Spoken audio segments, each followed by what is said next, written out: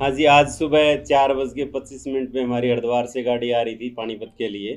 तो उसमें हमारे चालक हैं सुशील कुमार जी, D 236, और परिचालक परमजीत जी 192। वो ड्यूटी पे तैनात थे, आ रहे थे। गाड़ी जैसे ही हरिद्वार से पानीपत की तरफ आगे आई, तो वहाँ पर एक जगह है नारसन गुरुकुल, वहाँ पे पहुँचे तो सामने से ऋषभ पंत जी की गाड़ी आ रही थी। और वो गाड़ी अनियंत्रित होकर बस के आगे से क्रॉस करते हुए कंडक्टर साइड जाके और रेलिंग में टकरा गई। तो कंडक्टर ड्राइवर ने बड़ी मुश्किल से अपनी गाड़ी को संभालते हुए गाड़ी रोकी, और उन्होंने देखा कि गाड़ी में, जो ऋषभ जी की गाड़ी है, उसमें चिंगारी लग चुकी है, आग पकड़ने वाली है। तो ये भाग के गए और उनको गाड़ी से निकाला और उसकी जान बचाई।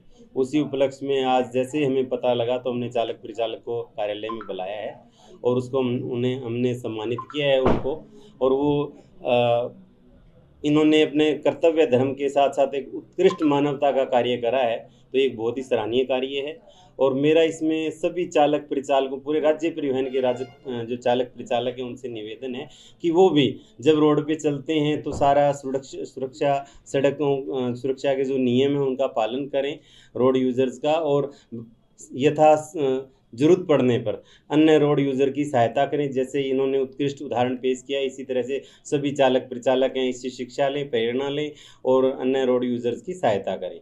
सर, कुछ मंत्री जी की तरफ से भी, परिवहन मंत्री, उनकी तरफ से भी कोई सम्मानित होने की बात आ रही है? हाँ, मंत्री महोदय जी से मेरी बातचीत हुई थी, तो उनके सेक्रेटरी साहब से यही समाचार मिला है कि चालक परिचालकों को हमने डिटेल शेयर कर दी है, और उनको मंत्री जी व सरकार की तरफ से भी सम्मानित किया जाएगा।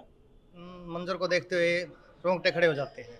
आज सुबह हम जब गंगा मैया के दरबार से सुबह 4:25 से अपनी गाड़ी की रवानगी डाली, तो हमें माता रानी का नाम लेके चले। रुड़की पार हुई, रुड़की पार होने के बाद जैसे मंगलोर पार हुई, मंगलोर से जैसे ही नारसन का स्टॉप ही जाने वाला था, हमने अपनी गाड़ी को कम स्पीड करके साइड में लगा रहे, सर्विस लाइन की तरफ ले जा रहे थे। तो मैंने देखा दिल्ली साइड से मेरे साथ में मेरा कनेक्टर परमजीत बैठा हुआ था। मखा परमजीत, एक्सीडेंट होगा, एक्सीडेंट होगा, एक्सीडेंट होगा, क्योंकि मैंने उसको भांप लिया था दूर से ही, वो गाड़ी की लाइटों के हिसाब से। मखा एक्सीडेंट होगा, ये भी इसने भी कहा कि भाई एक्सीडेंट होगा। हमें नहीं पता था कि वो एक्सीडेंट हमारी तरफ कूद जाएगी। जैसे ही वो गाड़ी नज़दीक आती गई, वो 100 मीटर के से पहले डिवाइडर कूद के हमारी साइड में आ गई, हरिद्वार से ये मुजफ्फरनगर की साइड में। उस गाड़ी ने डिवाइडर पे चढ़ते हुए, क्योंकि वो बहुत मजबूत डिवाइडर होता है, उससे ऊपर आके उसने 4 पलटे लिए हैं। पलटे खा के फिर सीधी हुई है।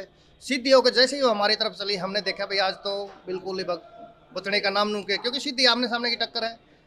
तो देखा जी वो कनेक्टर साइड में जा रही थोड़ी ही, तो मैंने क्या करा, हम भी कनेक्टर साइड, मैंने उसकी गाड़ी की कटाई कर दी ड्राइवर साइड में।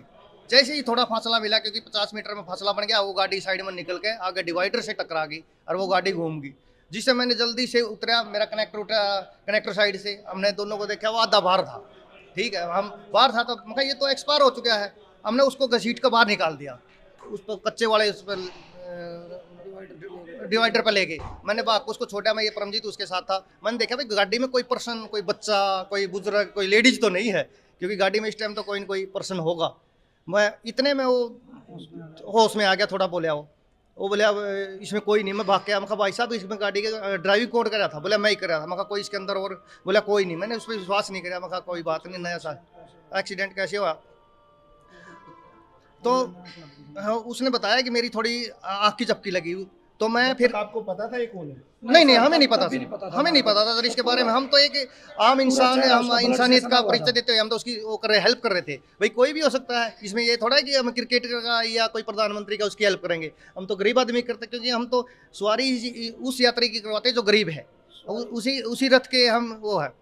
तो मैंने देखा भाई ठीक है, इससे पानी मांगे उसने। मैंने देखा सबसे भाई रास्ते में क्या है, कोई गाड़ी नहीं रोक रहा था वहाँ पे।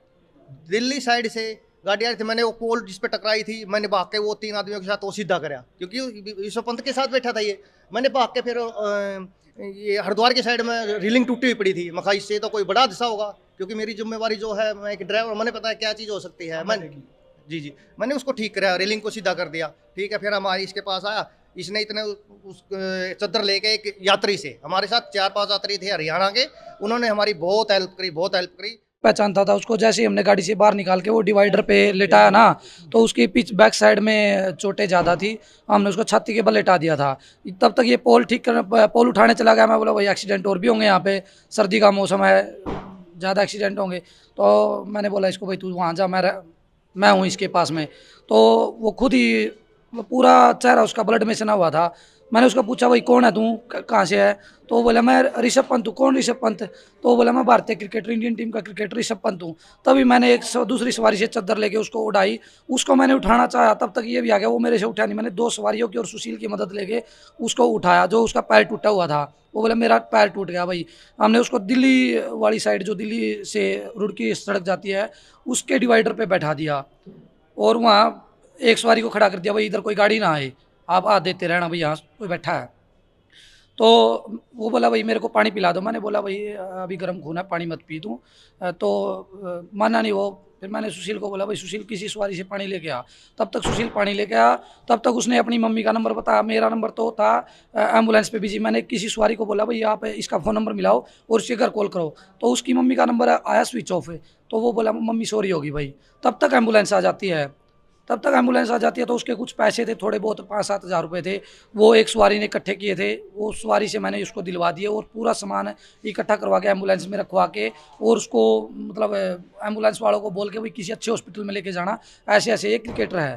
तो वहाँ से हम अपने गंतव्य स्थान की ओर बढ़ गए थे।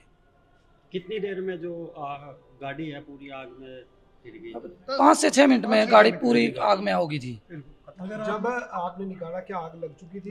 लग चुकी थी सर, पीछे डिग्गी में आग लग चुकी थी। उस समय ये जो ऋषभ पंत था उस गाड़ी में ही था जिससे मैं हाँ जी, आधा बाहर निकला हुआ था, आधा अंदर था सर। आप लोगों ने क्या किया फिर? हम दोनों ने एक साइड से इसने खींचा, एक साइड से मैंने खींचा, खींच के बाहर निकाला। 4 से 5 सेकंड में हमने बाहर निकाला। जैसे बाहर निकाला फिर उसमें गाड़ी में नहीं, वो साइड में लेटाया ना, डिवाइडर पे लेटाया, फुटपाथ पे लगे, कच्चे फुटपाथ पे। ये था कि भाई ये तो मेन तो वो था आग से दूर लेके जाना था उसको। आग डिग्गी से लगना शुरू हुई। डिग्गी से लगना शुरू हुई थी।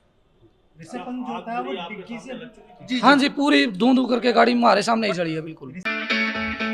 It's great to see you here. Thank you for watching our work. If you haven't subscribed yet, don't forget to click the bell icon and subscribe to Mojo Story and support independent, robust journalism.